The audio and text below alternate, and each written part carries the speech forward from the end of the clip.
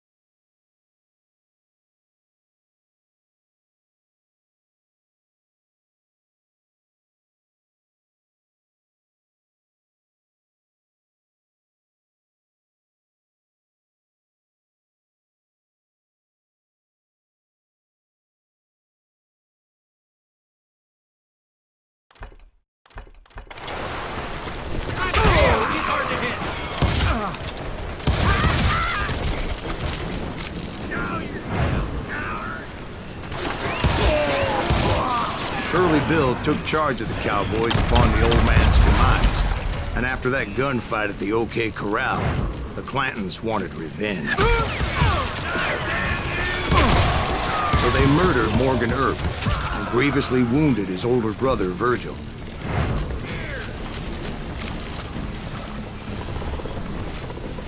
Is that one of Wyatt's boys?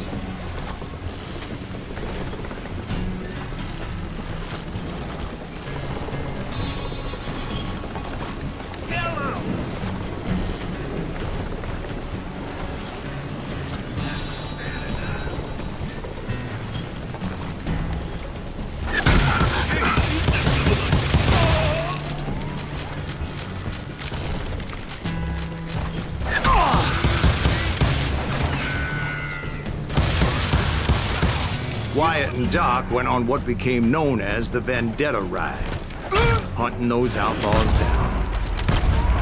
So when I showed up, that's who they thought I was.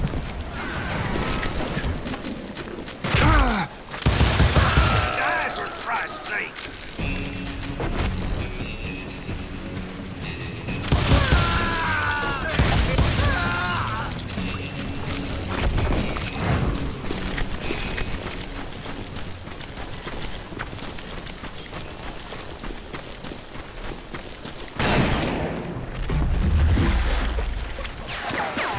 There were killers around every corner, all wearing red bandanas.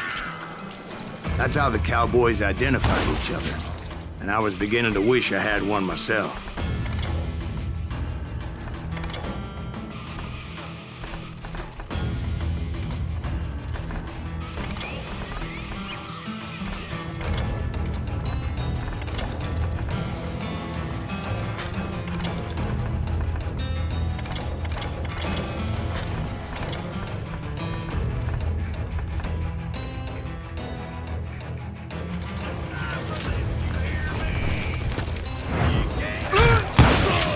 But I wasn't about to let Ringo walk away unscathed. And that's what drove me forward.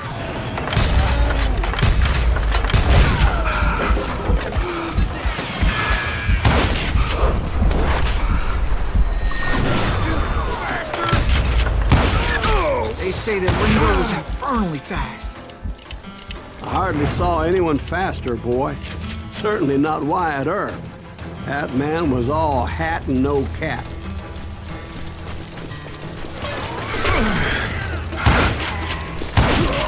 Earp wasn't much of a match for him, but Doc Holliday might. That Lunger should have kept his nose out of it. They never charged anyone for the murder of Morgan Earp. But everybody knew that Curly shot him in the back. That was common knowledge. Yeah, maybe so. But Ringo had nothing to do with it. He was just being loyal to a friend. Is that what you call it? Being loyal? Well, to get to that loyal friend, I had to pass by some buzzsaws as big as a man.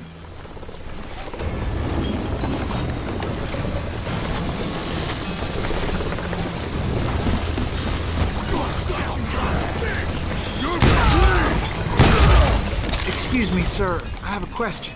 What's that, Dwight? After old man Clanton died, why didn't his son take over the Cowboys?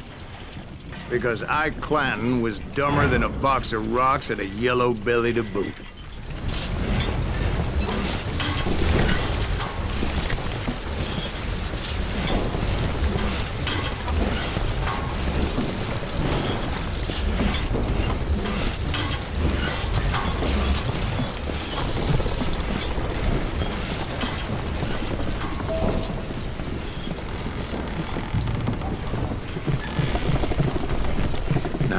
Where was I? Taking down the entire cowboy gang single-handed. Indeed I was, Jack.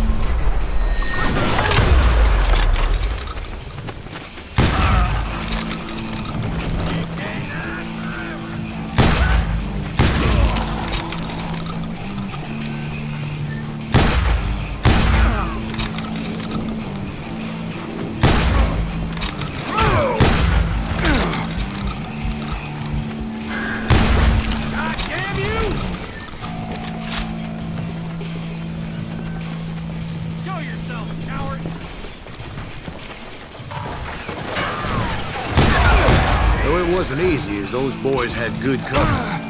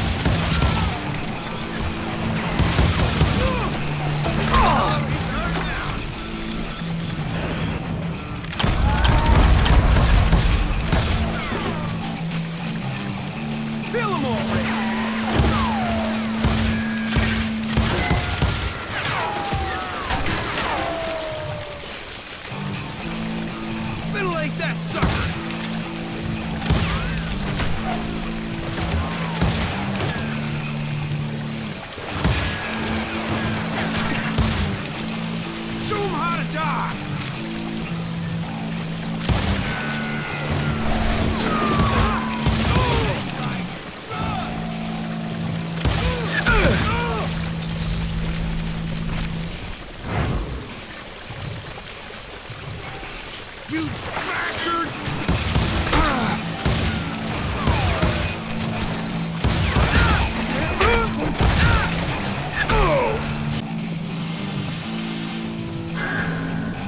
That ain't Herb, is it?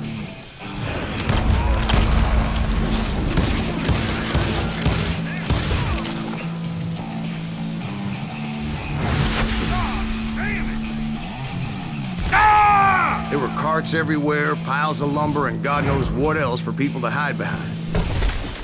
That really was one hell of a sawmill. Quite an impressive operation.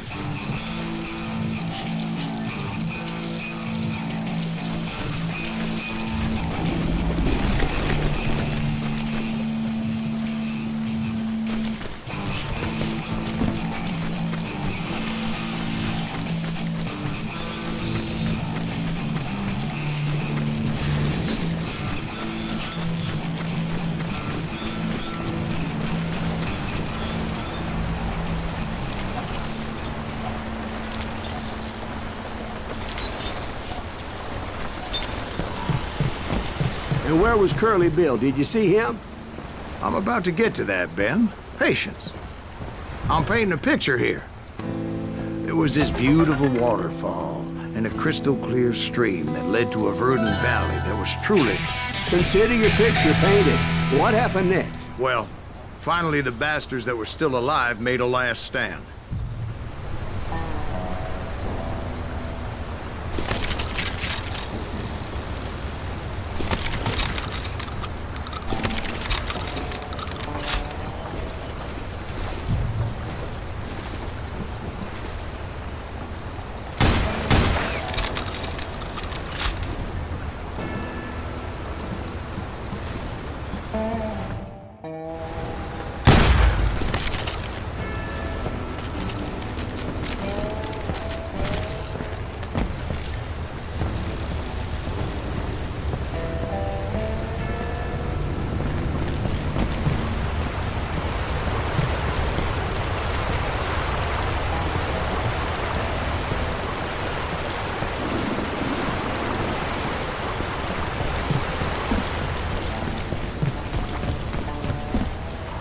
Curly Bill, Johnny Ringo, and his compadres took off into the lumber yard, and I followed after.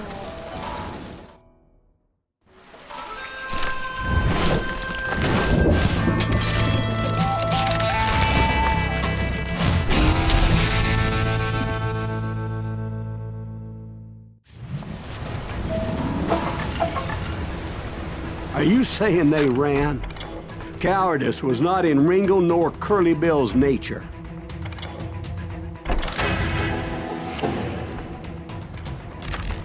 No, sir. I never said they were running scared. They just wanted me out in the open. Time to dance with the devil! No chance, no future for this son of a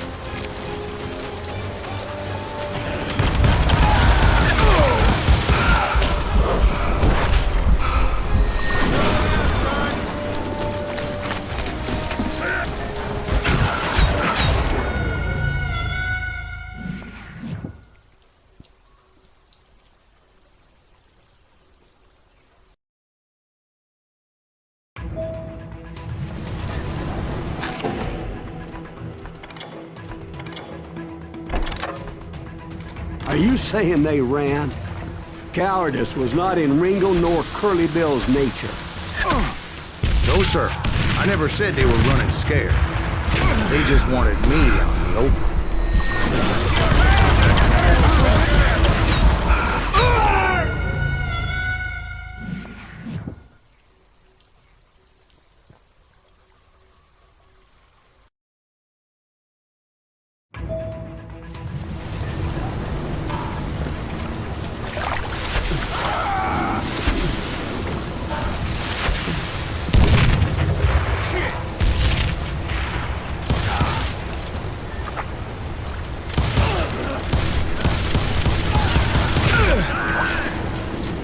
You working for Wyatt Earp?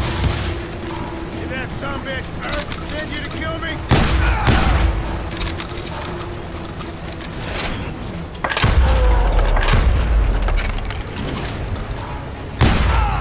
I'm putting you down.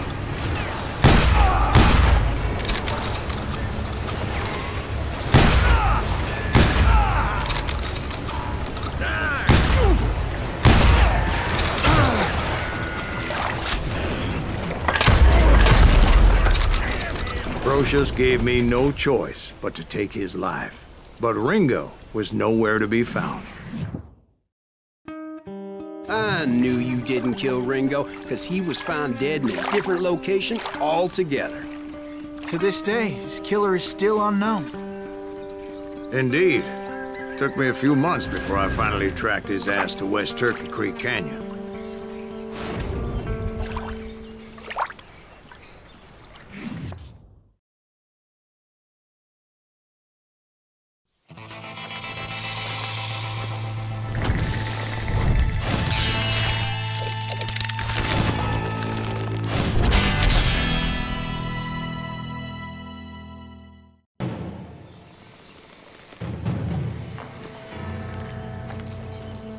That's incredible, sir. I always thought that Doc Holliday was the one that killed him.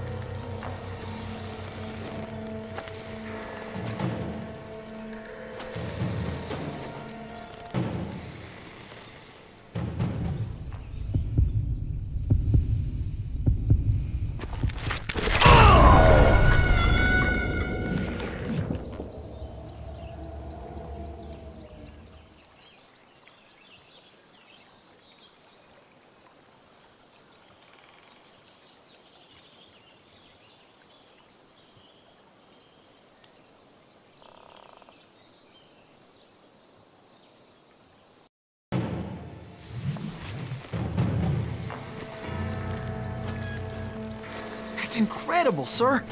I always thought that Doc Holliday was the one that killed him.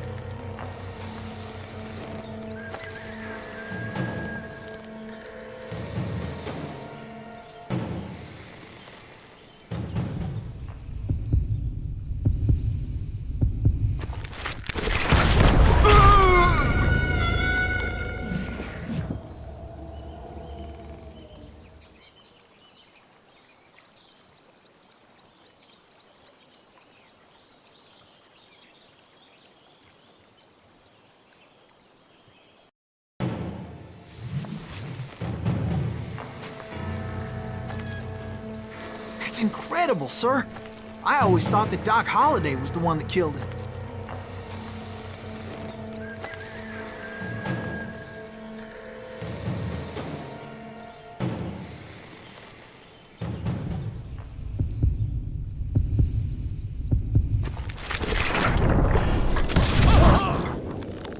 Sorry I had to ruin the legend for you, boy. But the legend ain't always true. Doc Holliday had nothing to do with the death of Johnny Ringo.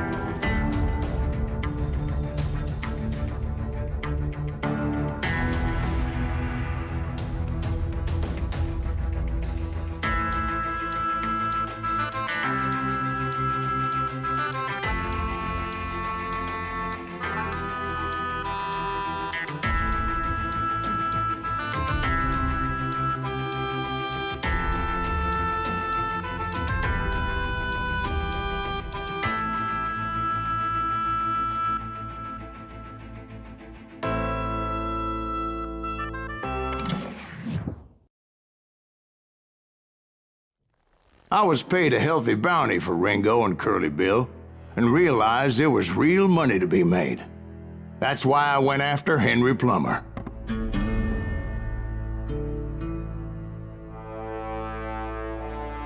Now, wasn't he the sheriff who augmented his income by shaking down miners and robbing gold shipments? That's the one. Oh, yeah, I remember him. He ran that gang of thieving outlaws called the Innocents. So it's true that you went toe-to-toe with him? Indeed I did, son. Indeed I did.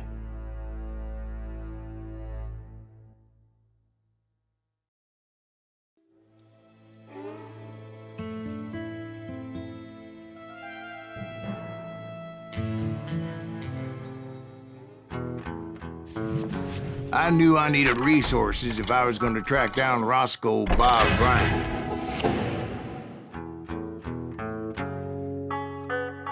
And hunting Plummer looked like a good way to get rich quick, as the local vigilantes exposed him as the leader of the bandits and put a generous price on his head. Plummer rallied his gang to plunder one last gold mine before making their escape, and that's where I thought I'd find him.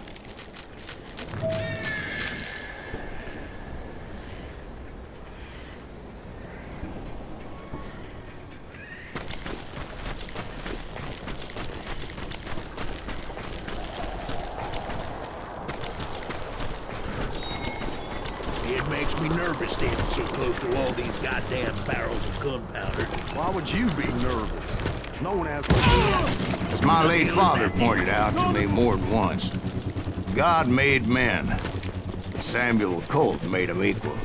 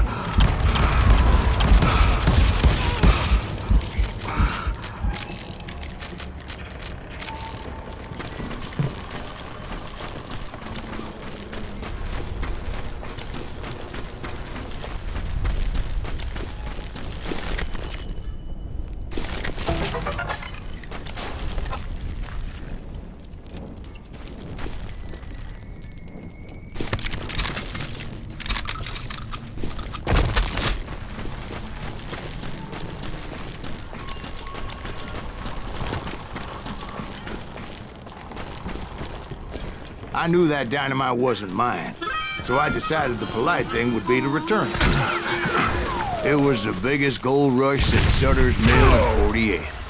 Unfortunately, prospectors weren't the only ones drawn to those riches.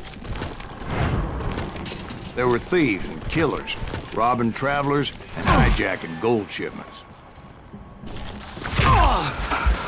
Like those that ran with Plummer.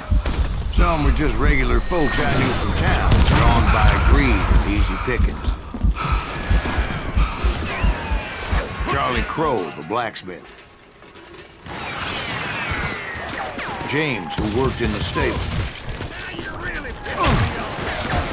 Sam and Jeremiah Barber, the butcher's son. Ordinary citizens who lived a double life.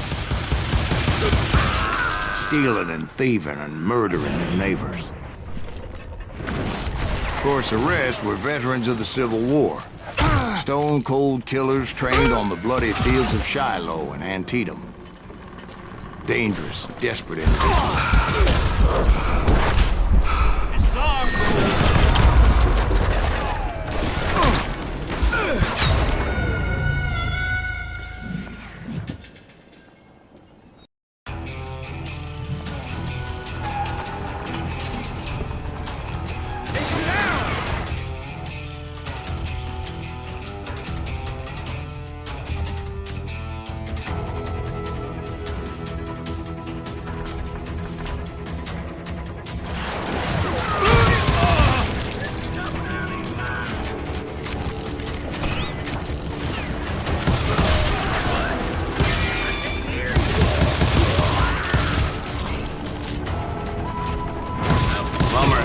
Men on his payroll. A hell of a lot. That son of a bitch pretended to protect the public with one hand while stealing them blind with the other. He set up a defensive perimeter which I had no idea how to breach.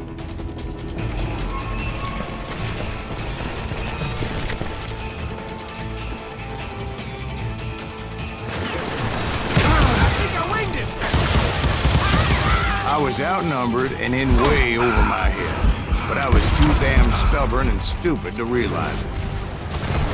They must have thought I was touched, or had some kind of death wish, seeing as there were barrels of gunpowder everywhere. One stray bullet, one stray spark, and I'd be blown to hell and gone. Did I have any second thoughts about what I was doing? No.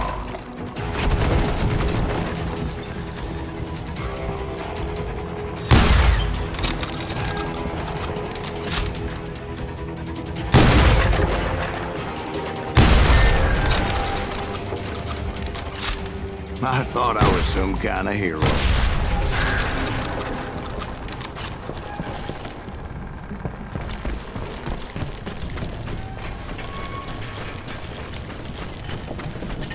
I finally made it past and headed on to meet my destiny.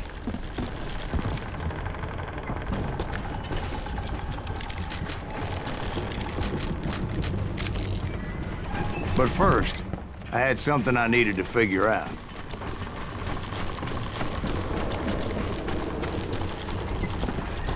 I had a few ideas on how to get into that mine, but once I made my decision, I knew there was no turning back. So my first thought was to enter the nearest mine portal.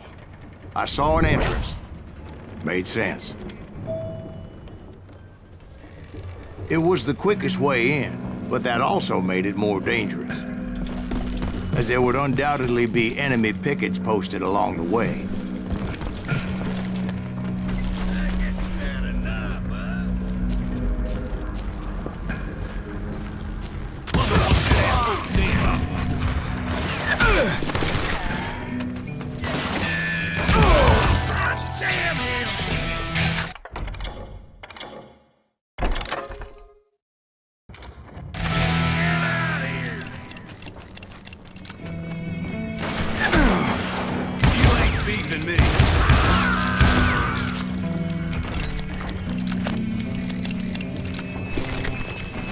Besides, once you enter a mine like that, it's easy to get all turned around. Some of those shafts could be as deep as hell. A single stumble or misstep can easily end in a deadly plunge to oblivion.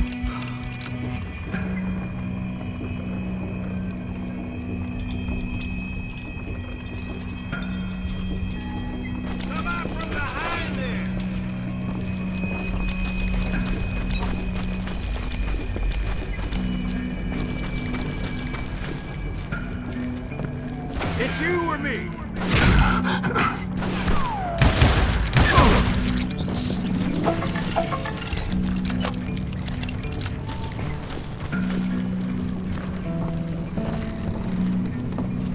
I got this!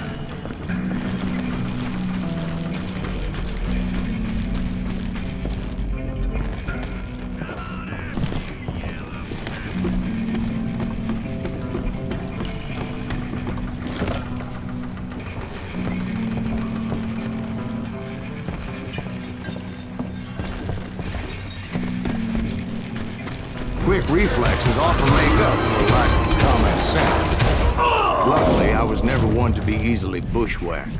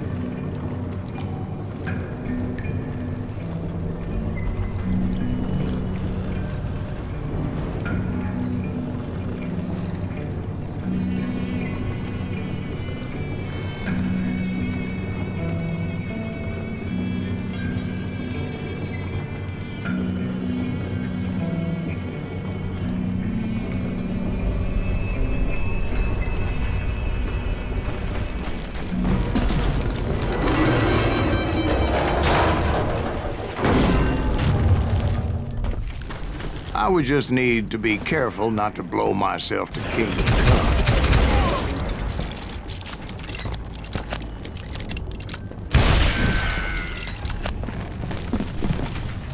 With all that gunpowder and dynamite everywhere, a body has to know what he's shooting at. All it takes is one tiny spark, and boom.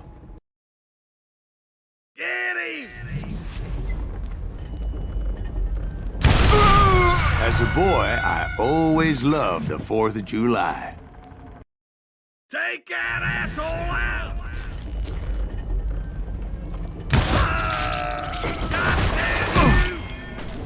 One wrong bullet could have turned that mine into a dad-blasted tool.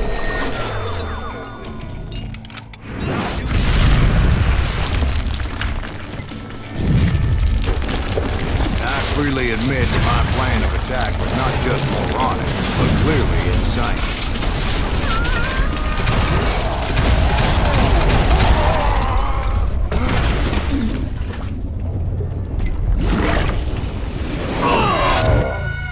It's a good thing that I abandoned that ridiculous plan before I even tried it.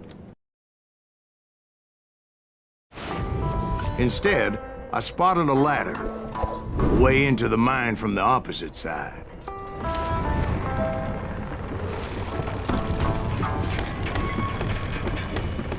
It was a long way around, but that approach seemed more sensible at the time. Of course, being I had a problem with heights, that scaffolding scared the bejesus out of me. Climbing down that ladder required some caution, because even though I had a younger man's reflexes, no man can dodge a damn bullet while climbing down a rickety ladder. I needed to make a leap of faith, which ain't easy when you're suspended between heaven and hell. I was determined not to give up, however. That Sheriff Plummer seemed quite the despicable character. When the vigilantes discovered what the sheriff was up to, people were outraged. That 10,000 they put on his head would go a long way to helping me find old Bob. And I had made it my mission to settle that score come hell or high water. But first, I would have to make a choice. Take the elevator or climb the ladder.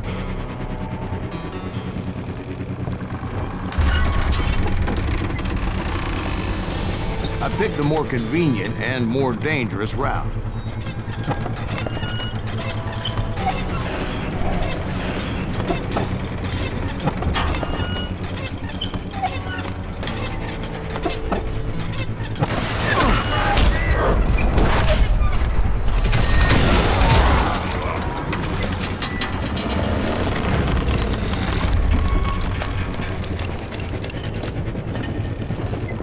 Plummer was a mad dog killer, and the people of Nevada City deserved better.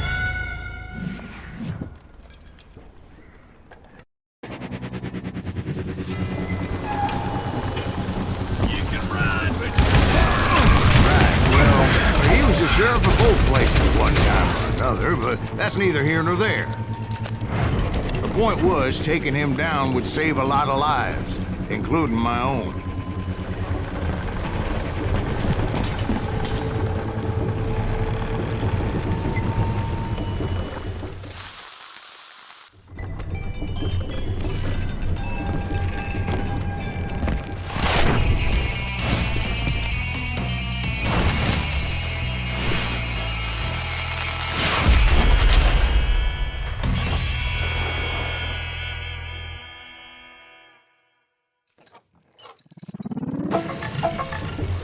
They're gonna bury you! Well, in a million pieces! It's just getting worse and worse for you, ain't it? Henry Plummer was clearly unhinged, and I could see right away this was a case.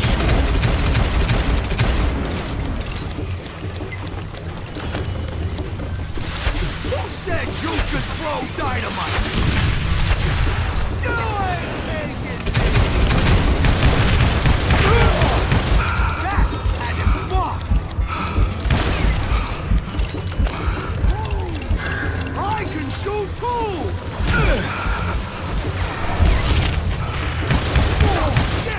I need some help here! Come on, boys! Take this cocksucker out!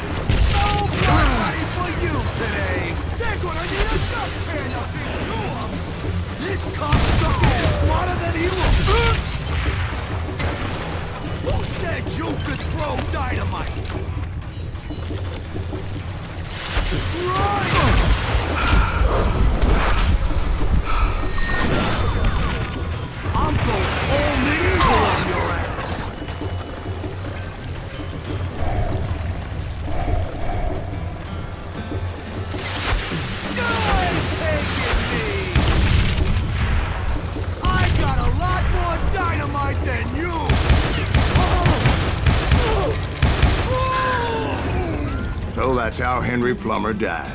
Him and his crew were worth their weight in gold. And now, I was officially a bounty hunter.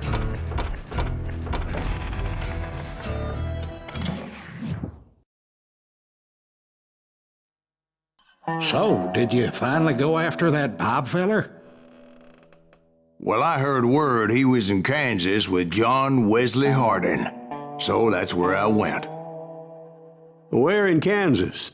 Abilene. Why do you ask, Ben? No reason. Was Hardin as fast as Ringo? Ringo was fast, but John Wesley was as fast as the devil himself.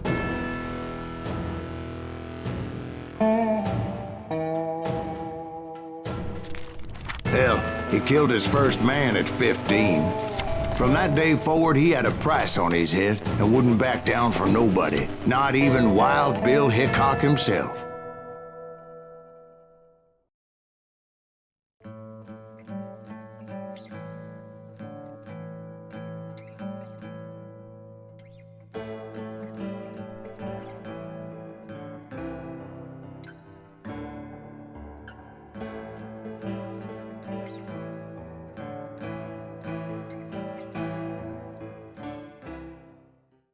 I dodged death many a time, and that night in Abilene was no different.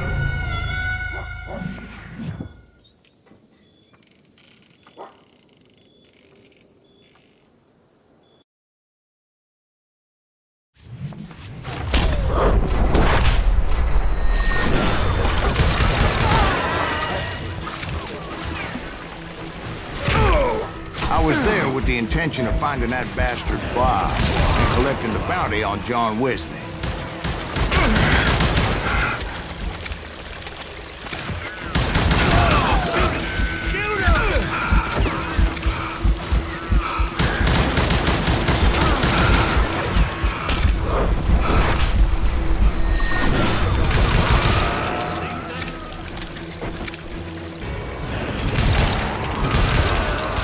I thought the Texas Rangers got hardened. Yeah, that's what they want you to believe.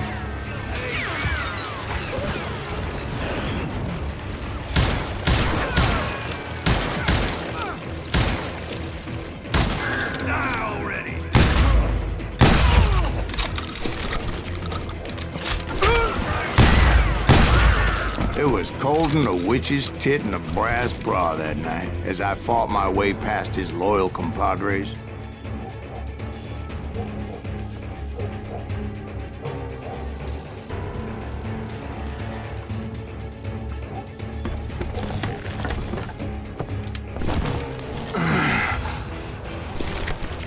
To the very same saloon we're sitting in today.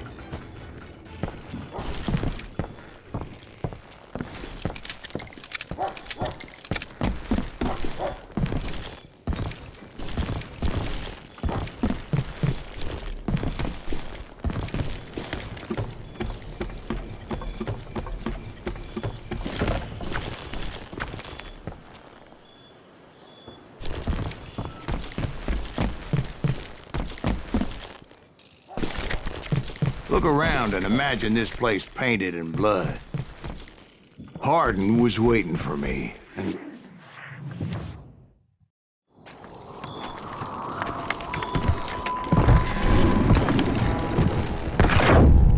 Wait, I'm jumping the gun here. Let me back up and give you some background on this sumbitch. He deserves that much. Don't you think so, Ben? John Wesley Hardin was a killer. By the end, he confessed to taking the lives of 42 men. He was a bona fide folk hero by then, and had amassed a gang of armed miscreants and other assorted thugs. He and his men set up camp outside of town, and I was hoping Bob was among them.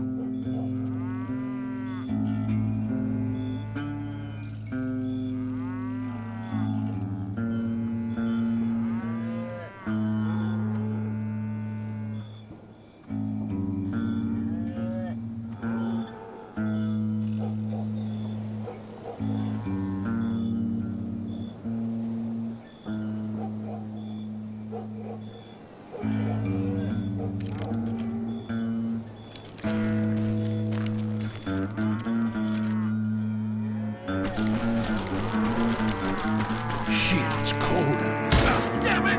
Shoot that son of a bitch!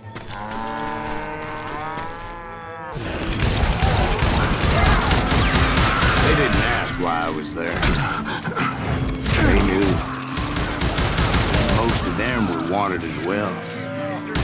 I figured Hardin was here somewhere, but to get to him, I'd have to get past his gun hands.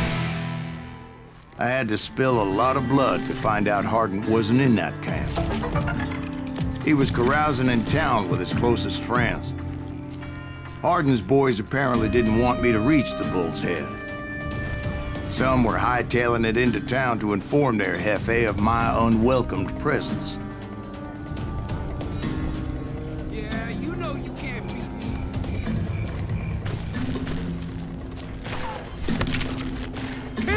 Keep missing.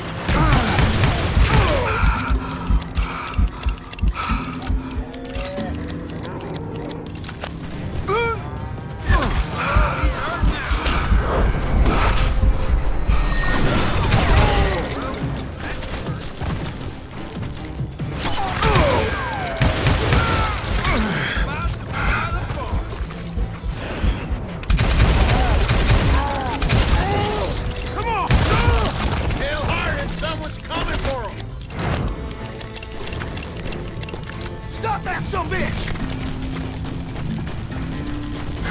Let the boys know we got another law dog.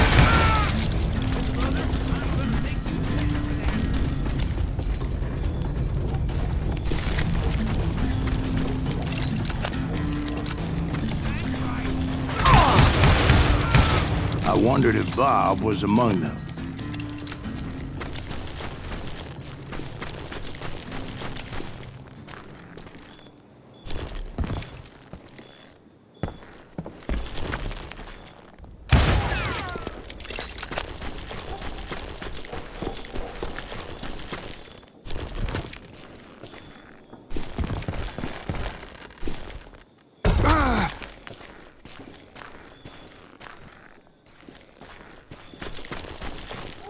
And I steeled myself for the fight ahead. For as good as I was, deep down I wondered if John Wesley wasn't just a little bit better.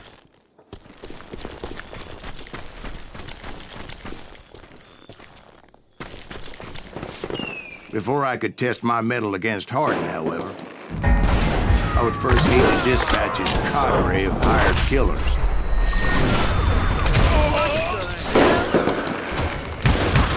Most of these degenerates were beyond redemption, but John Wesley might have been a different story.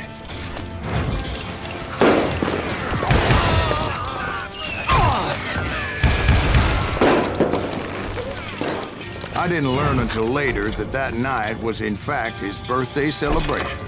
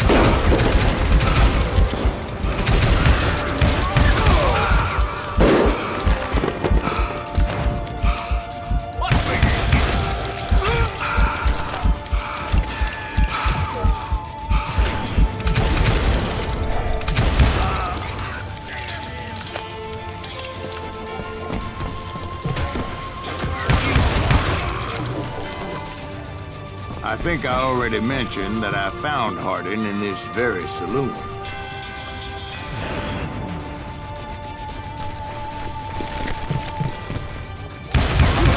Suffice it to say, nobody there was happy to see me.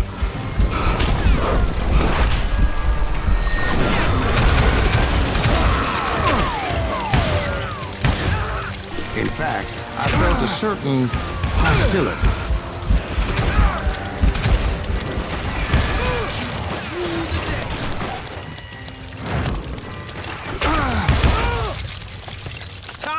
Fill you full of lead.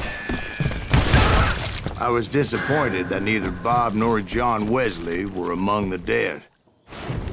But that was short-lived, as a moment later I was facing down the fastest gun in the West.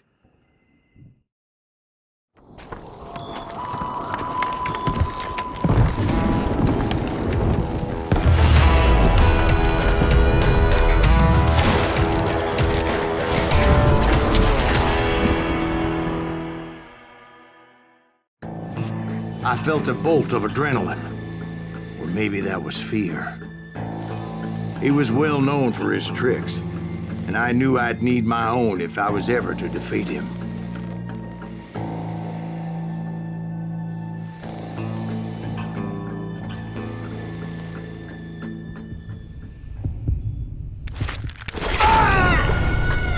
No, wait!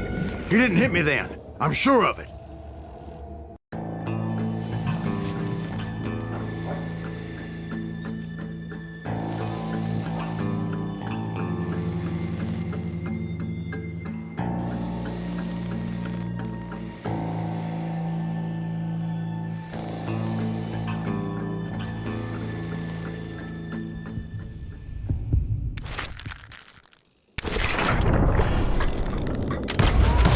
That man was faster than greased lightning. But being inebriated as he was, he didn't count his shots. And now, he was at my mercy. So he didn't die? No, I sent him to prison. Years later, after he was free, some restless avenger took his life. Shot him in the back in a saloon just like this one. Anybody up for another beer? Ben?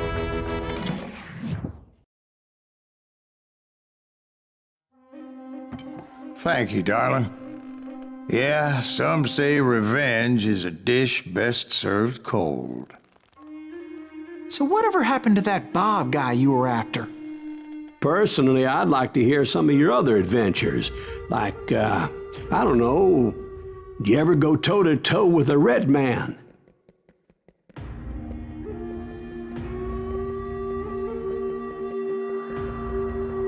Yes, I did, Ben.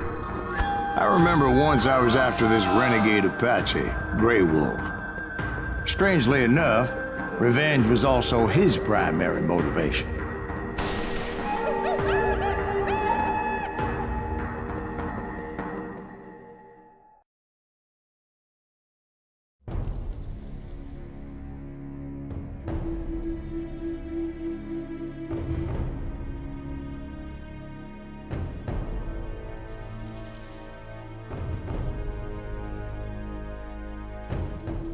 A bounty was put on Grey Wolf's head, and that's how I came to hunt him in the mountains. Mountains so high they tickled the nether regions of heaven.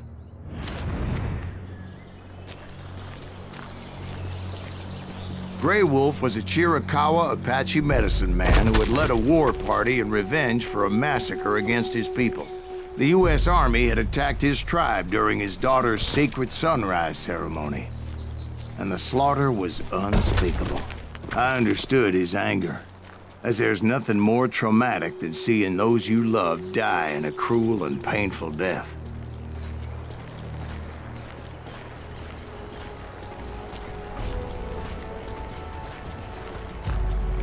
Right from the beginning, I couldn't shake the feeling that Grey Wolf was watching my every move. He led a band of young Apache warriors who wanted retribution and were more than willing to die for him.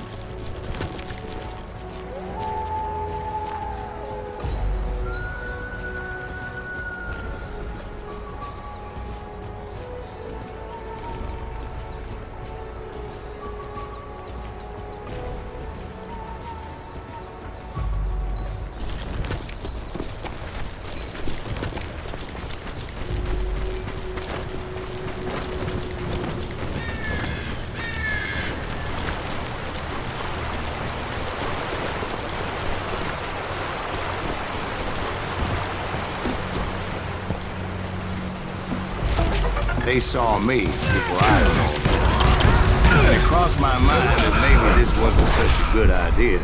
But now that the shooting had started, there was no backing down.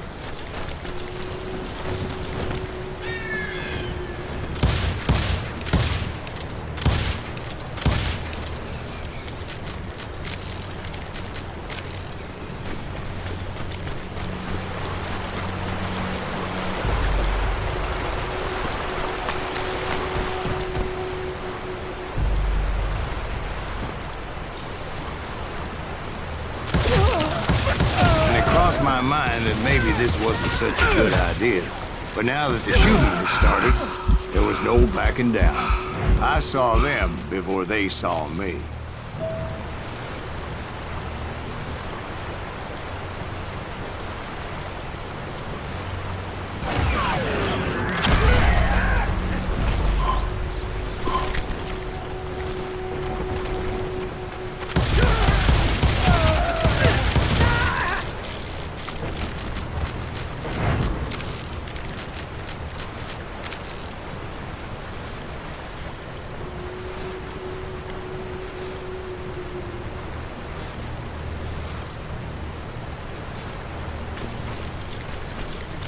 It was rugged country, the winter home of the Chiricahuas, and that's why they had retreated there.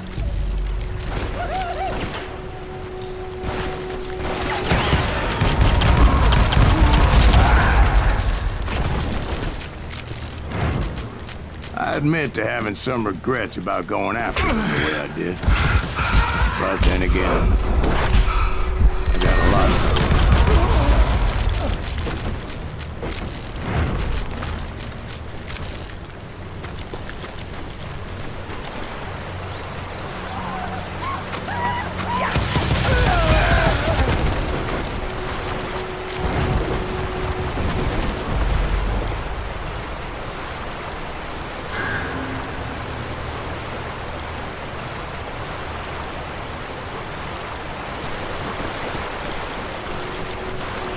Did you find Grey Wolf? Not at that moment, but I did find the entrance to their hideout.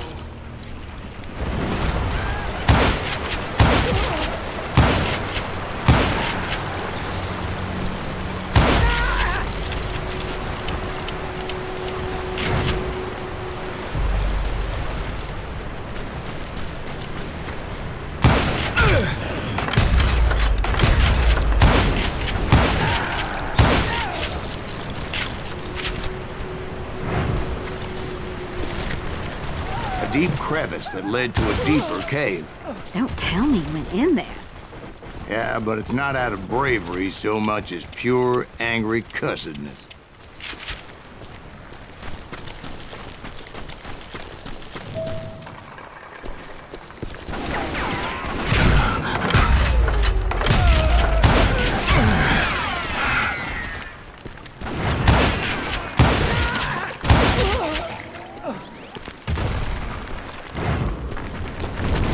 See, back then, I had a stubborn streak a mile wide, and I wasn't about to back down. So it was like pitch black in there? Actually, it was pretty well lit. They had torches on the walls.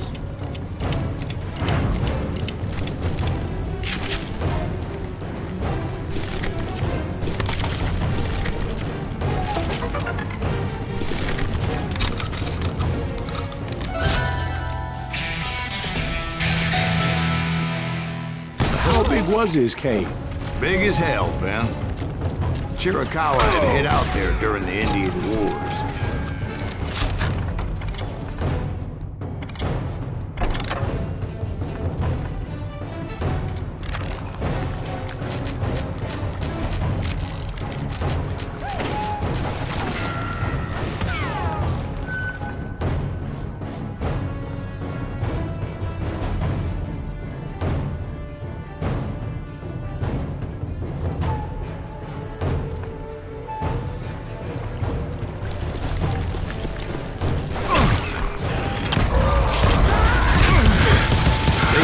Haunted with the ghosts of those murdered by the horse soldiers. The cave was haunted with dead Indian ghosts?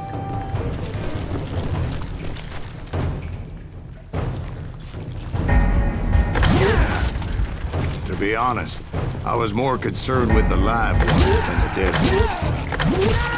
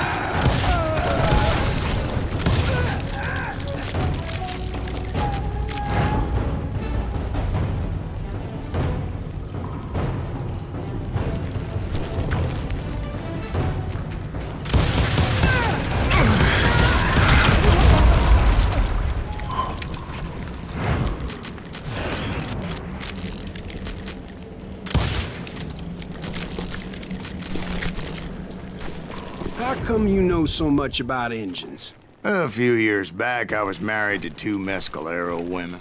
At the same time? Yeah, they were sisters. Polygyny is traditional among the Mescalero. So what happened? Oh, I had to get out of there. Those girls never shut up. Both of them nagging at me all the time. Drove me half crazy. Haven't seen them since. No, I mean, what happened with Grey Wolf? Oh, well, I pursued him into the Cave of Death.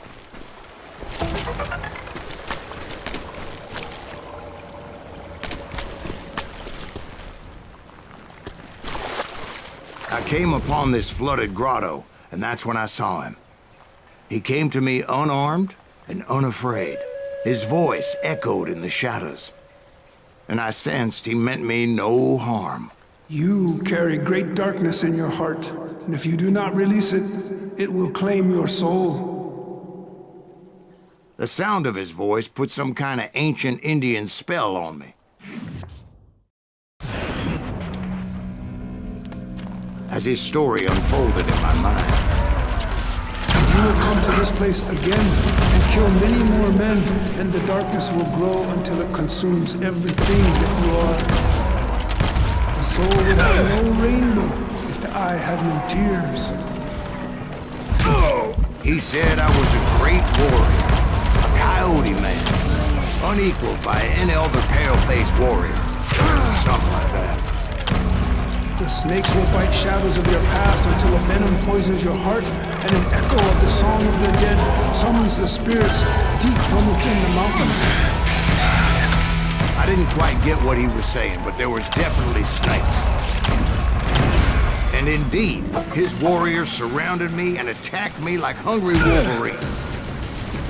They couldn't stop me, though, and Grey Wolf wasn't in the mood for idle talk.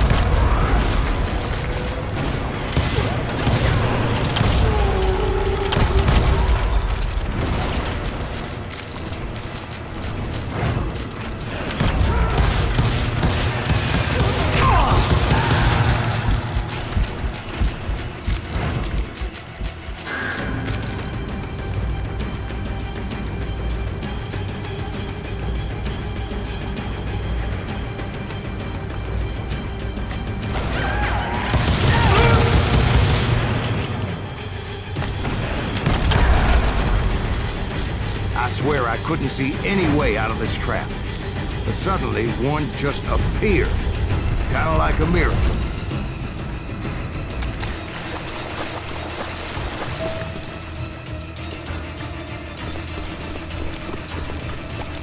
I felt like I would be lost in that damn cave forever.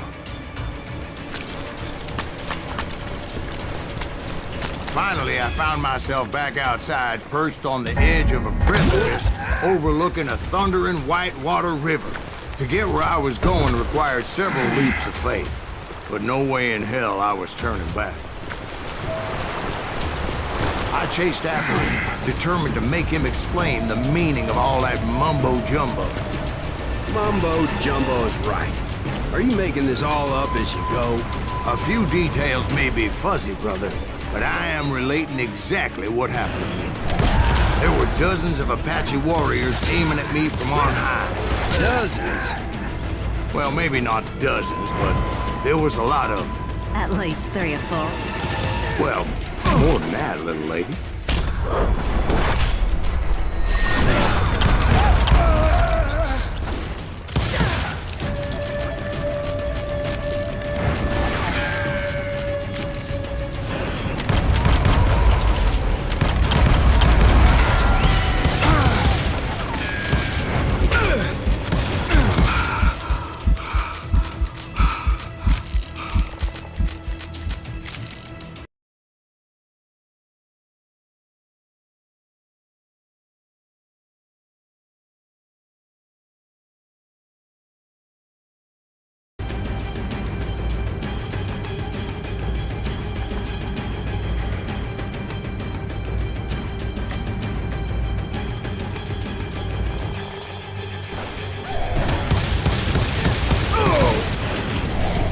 a steep climb up creek ahead of me and scrambled up those rocks like a mountain goat.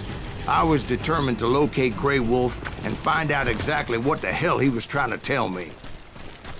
And wouldn't you know it, that crafty son of a bitch led me right into a trap. What kind of trap? Well, son, there had to be at least 100 Apaches surrounding me. 100? God be my witness. Oh, come on. Who you kidding? Hey, I believe you. Come on, tell us how it ended. All right, but I'm not gonna drag this out. Where were we? You were surrounded by 100 Apache warriors. Well, I didn't take the time to count them exactly, but there were a lot of them.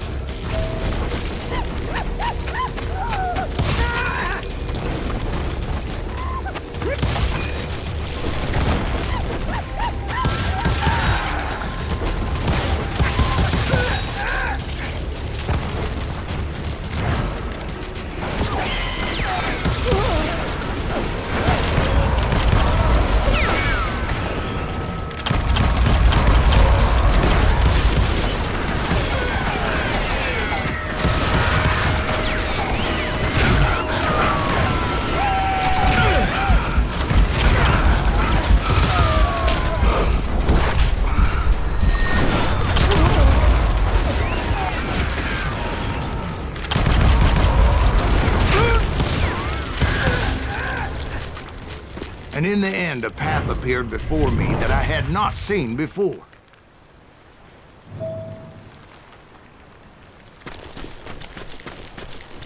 I followed it as I desperately needed to find out what Grey Wolf was trying to tell me. But it was like that son of a bitch disappeared into thin air.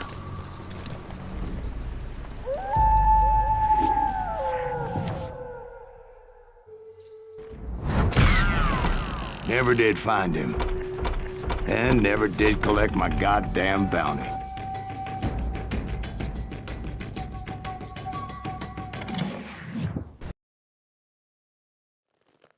Thank you, darling. It's interesting how the truth can sometimes seem, might malleable, depending upon your point of view. Like how those dime novels make you out to be something you're not? Jack, don't be starting trouble. No, he's right. They do tend to exaggerate.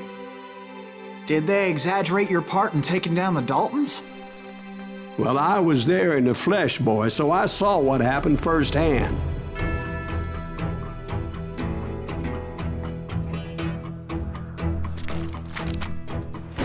Those Daltons were lawmen once, before they all went bad, robbing banks and trains clear across the territory. Until Coffeeville, of course. I was one of the citizens who took up arms that day. Fighting on the side of right? I did my best, sir. We all did.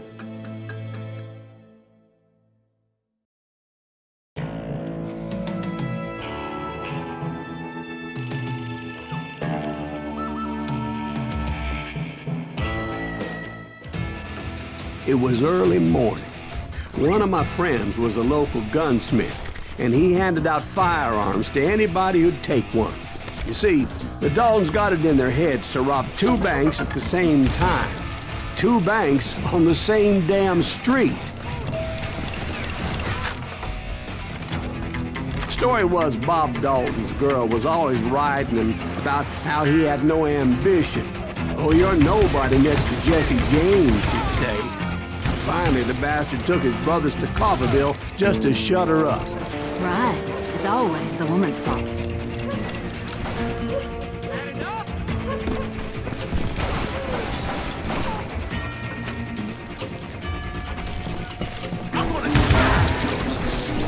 Well, the locals recognized the Daltons right off. Before they could get away, half the town took up arms to defend their property.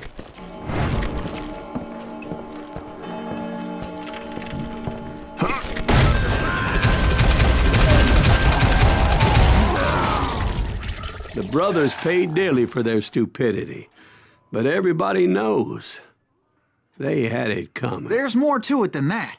I read all about that day, so I know for a fact that it went down very differently. First of all, it was high noon. A posse of U.S. deputy marshals were on the rooftop across the street. Get ready, boys. They're gonna make a move. The lawmen had been tracking the Daltons for months. Now they finally had them dead to rights. Among them was a bounty hunter feared by many a lawbreaker. The marshals tried to get the Daltons to surrender. They'll give up eventually. We just gotta wait to suck the bitches out. This bounty hunter knew that the brothers were far too proud to ever lay down their guns.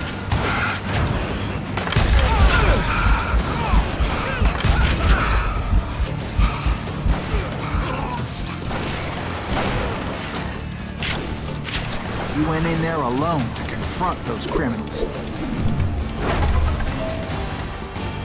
One of the marshals shouted, "Where are you going? Are you crazy?" Hey, where do you think you're going, dumbass? That rifle's mine. But he paid him no mind.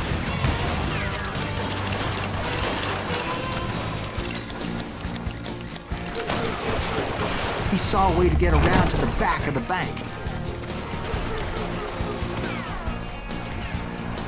Then he figured out how to hit the Daltons from a direction they weren't expecting.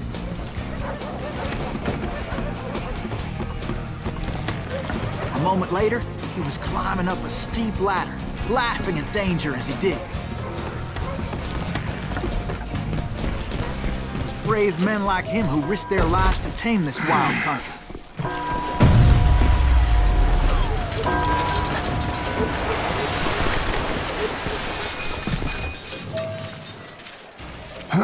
We've got company.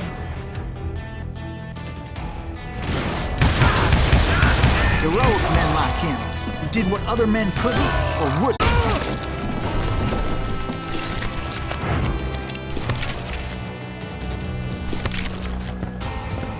Over there!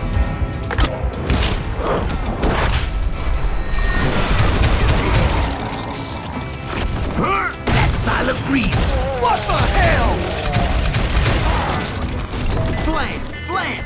He came away victorious, taking down those thieving Daltons.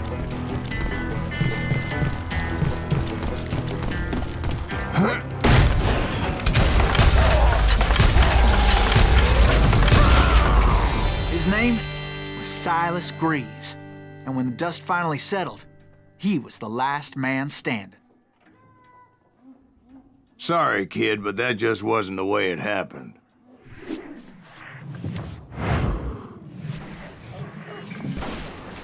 It was early evening, not high noon. The Daltons blew up a safe and were all set to hightail it out of there. Those pathetic deputies surrounding the bank were dropping like flies.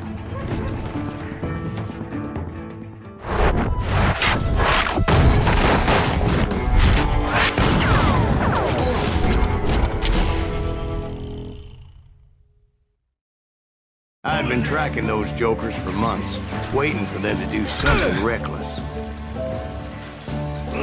Finally, they did. Those stupid bastards decided to rob 2 banks at the same time in the same town where everybody knew them. But they still had friends in Coffeeville. Keep shooting. I don't mind.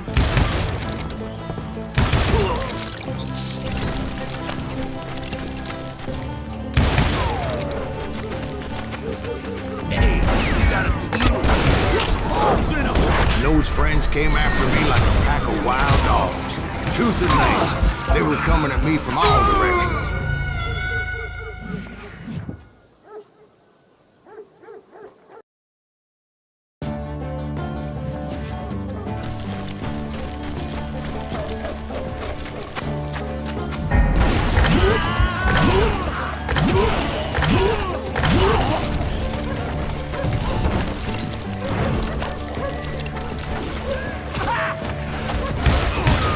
Sight of the Daltons running with the money and didn't want to lose it. Problem was, they knew the town better than I did. And to top it off, I found myself in the middle of another shootout entirely. Did the Daltons hole up in somebody's house? No, it was the Smiths, I believe. They were cousins of the Daltons, and they were shooting at the Browns, who were shooting at the Daltons, which wasn't any surprise, because those 2 families have been feuding forever. since the Joneses are related to the Browns, they shot at the Smiths, pissing off the Heimhoffers, whose daughter recently married a Smith.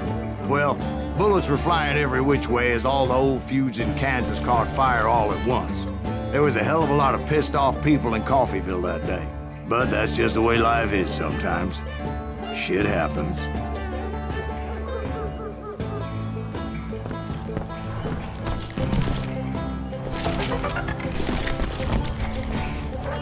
The Dalton boys knew I would never give up.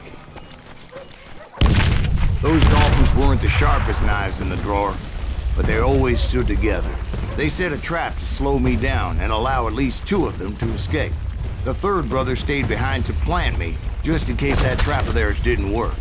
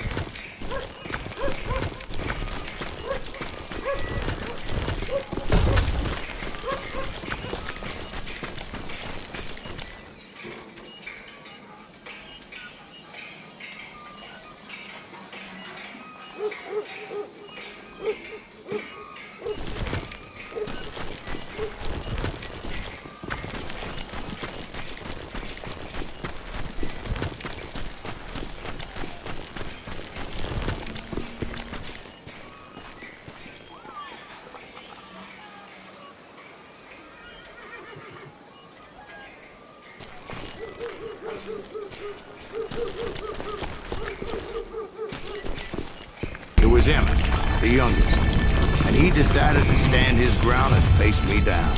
I ain't afraid of you, Silas Greaves. This is where it ends for you. He was determined to protect his brothers. I understood how he felt. Taking me on all by his lonesome wasn't exactly a recipe for a long life.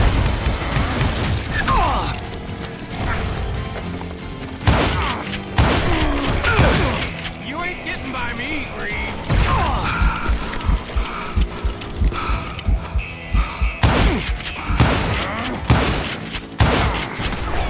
I'll blow your damn head clean off!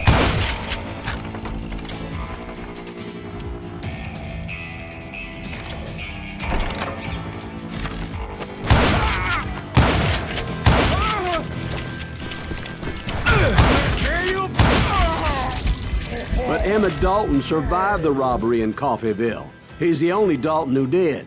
They say he was shot 23 times. Well, Dwight, who do you think put all those damn holes in him?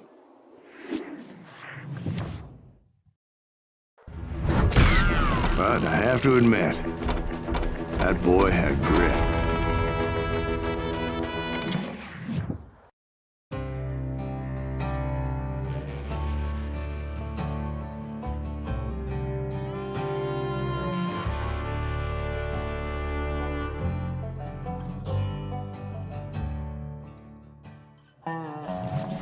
We'll get those suckers! It took me a couple of days to track the Daltons down.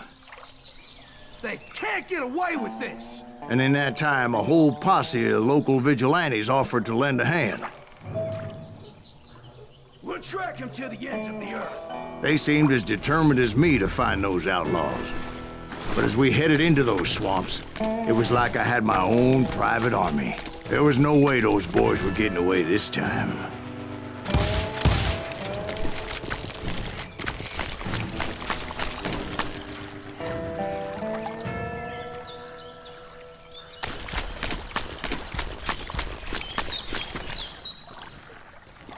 It was early fall, right? Beautiful time of year. At least you had the weather on your side. Not by my recollection. It was damp and foggy as hell.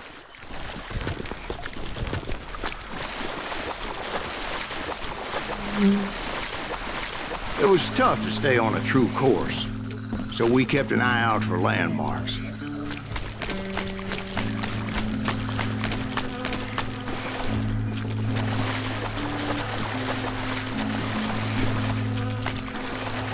It was autumn. The maple trees were in full color, red as blood.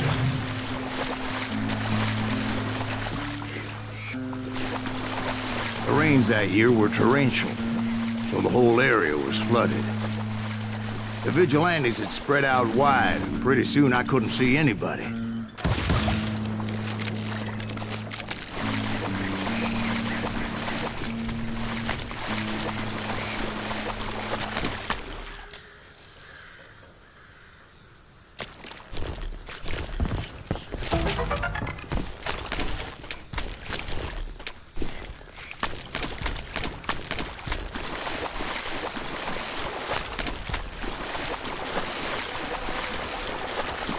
Bury 'em in the swamp. Plant 'em where they stand. Except for some son of bitches ahead of me wanting to do me harm. So I had to face them alone. I wondered why my compatriots didn't come running when they heard the shots.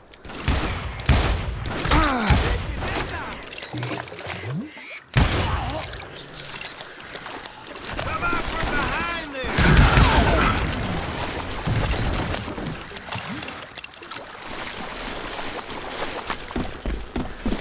So did you find the Daltons? Not yet. But I did have the questionable pleasure of meeting a few of their friends. The boys had established quite a reputation by that time, so they attracted all manner of riffraff to their cause.